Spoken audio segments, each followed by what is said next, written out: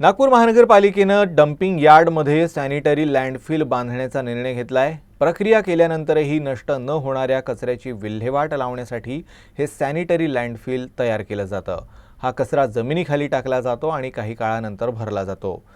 जवळपास 15 कोटी रुपये खर्चून 5 एकर जागेवर हे लँडफिल तयार केलं जाणार आहे।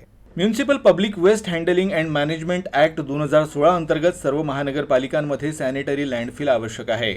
मनपाचं आधीचं लँडफिल भरलं गेलं आहे। या प्रकारच्या लँडफिलद्वारे प्रक्रिया करता न येणारा कचरा विल्हेवाट लावला जातो।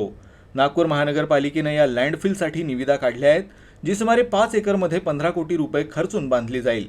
मुंबई ठाणेसह देशातील अनेक मोठ्या शहरांमध्ये असे सॅनिटरी लँडफिल अस्तित्वात आहेत। नागपुरातील कचऱ्यावर प्रक्रिया करण्याची जबाबदारी सोसबिडी कंपनीला देण्यात आली आहे। येत्या काळात ही कंपनी शहरातल्या कचऱ्यावर 100% प्रक्रिया करेल।